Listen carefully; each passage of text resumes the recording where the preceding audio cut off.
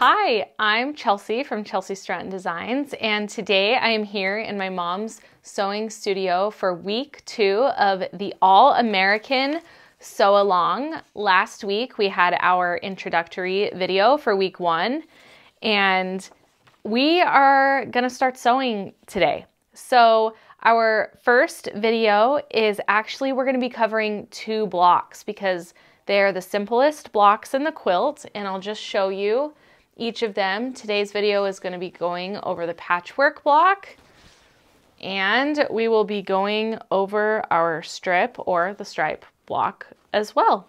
So let's get started. Okay, so we are actually going to get started with the simplest block. Both of these blocks are very simple blocks to make, but this one takes the least amount of time. And this is the stripe block. And as you can see, I have my pieces cut. After you do the cutting on page 1 and have a good variety of fabrics that you want to use, you're going to move to page 2 in your pattern, and it's going to give you the simple instructions to make this. But we're going to show you today, and whether or not you're using Bountiful Blooms or Favorite Things, doesn't matter. I will be sharing what my mom's blocks look like at the end as well. But I am using Favorite Things because that's the version I'm making. And I love this quilt because it's a skills builder quilt, and we're gonna start off with simple.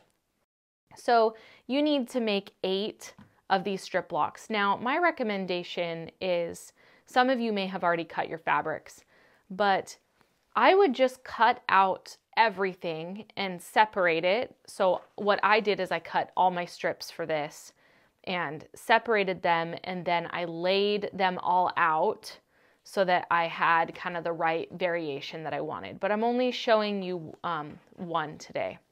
So you just take your strips, and I think the biggest thing I want to note in this video is just fabric print and color placement. Now, both of these collections have a lot of color and a lot of prints in them. And so what I wanted in each of my blocks was, I didn't want any of the same color in the blocks because there's a lot of color to work with. So I wanted a good variety of print and color. So as you can see, I actually did all different prints, all different colors in this. It really doesn't matter if you have the same print or even a same color. I just wanted all of my blocks to look very different. So this is all you do. If you are a beginner quilter, this is the beginning of the beginning. You have your 4 strips in your stripe blocks, and you are going to just sew these together to finish your block. And what I love about it is there's 8 of these. They go by so fast as long as you have organized your prints and laid all the blocks out. So after you're done sewing all of your strips together, you are going to have one of your final blocks. Well, one thing I will say is I did actually press these seams open, and my mom did not. It really doesn't matter. I'm going to show you hers. So here is, I press my seams open. It's just kind of what you prefer, honestly. I never had that in the pattern, but my mom ended up, you know, she ironed these out on this strip and then ironed this out. So it really doesn't matter how you are going to iron it. But yeah, so this is my block in Favorite Things. And then my mom made her cute stripe blocks in Bountiful Blooms, and really simple. And I think they both turned out really, really cute. So that is the first block, very, very simple. So we are gonna move on to the patchwork block right now. My mom has all of her blocks done. I will still be sewing this week for mine, but I have all of my blocks laid out, so all I have to do is sit at the sewing machine and put them together.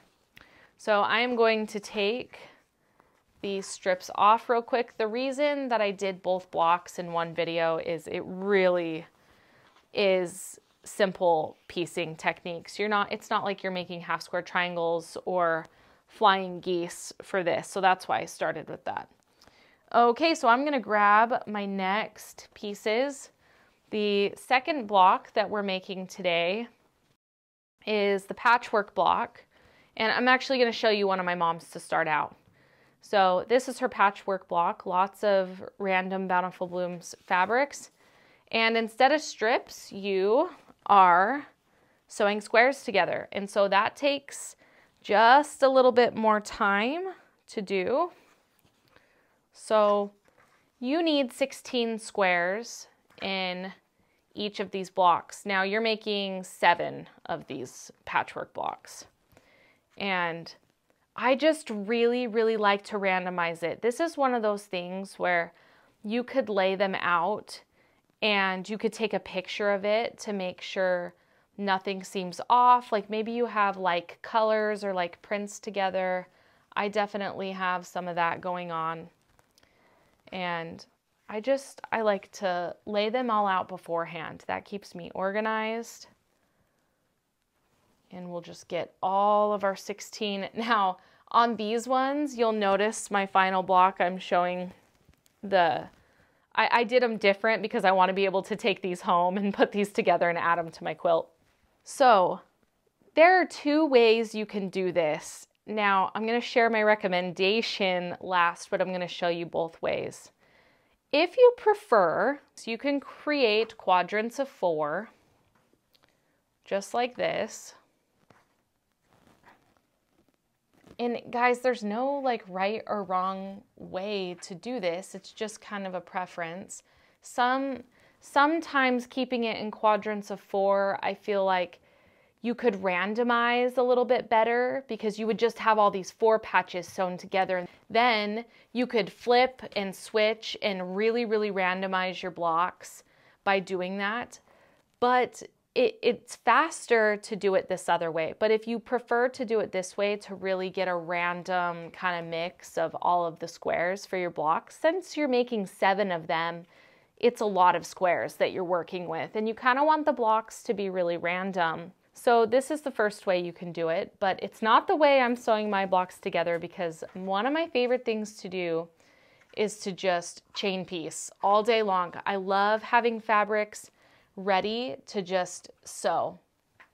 So this is something that I do, and sometimes it makes your brain hurt at first, but I take my rows and I actually just stack them just like this.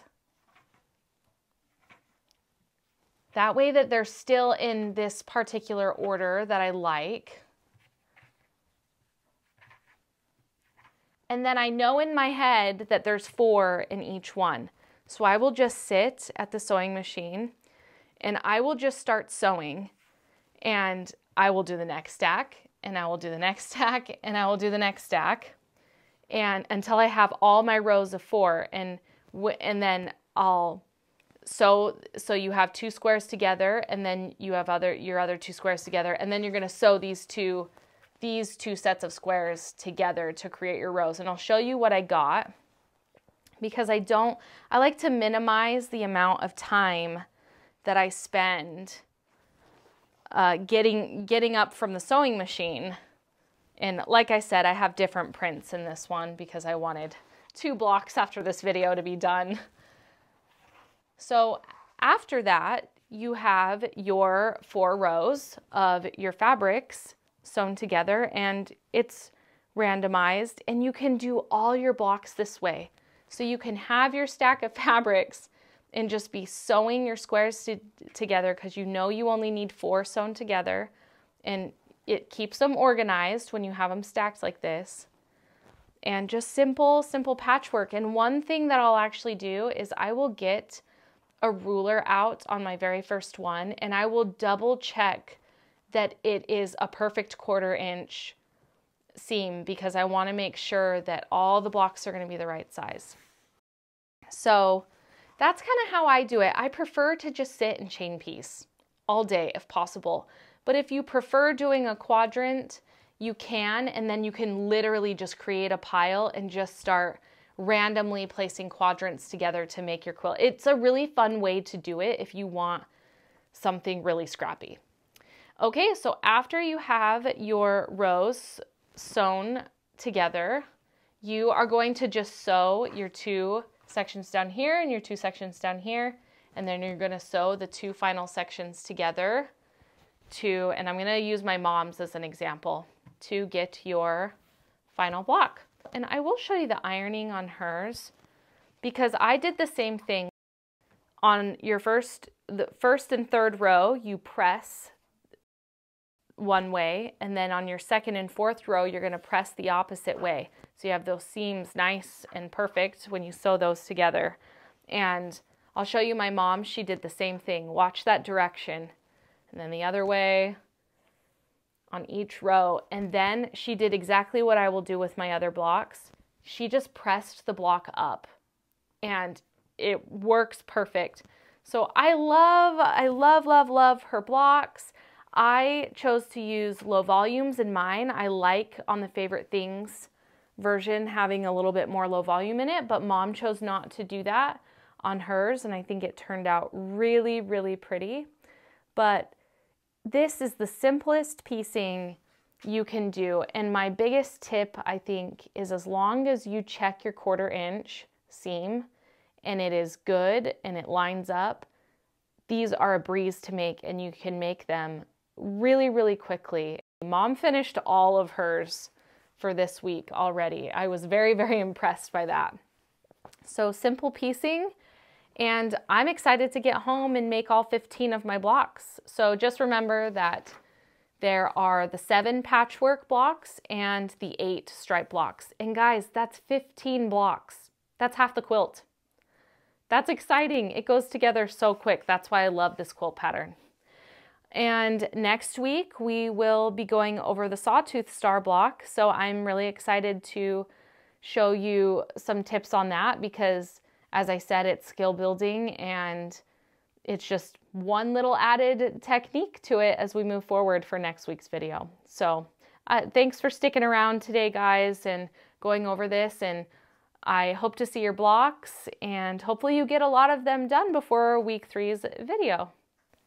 Okay, so I hope that you enjoyed today's video where we went over the patchwork and the stripe blocks.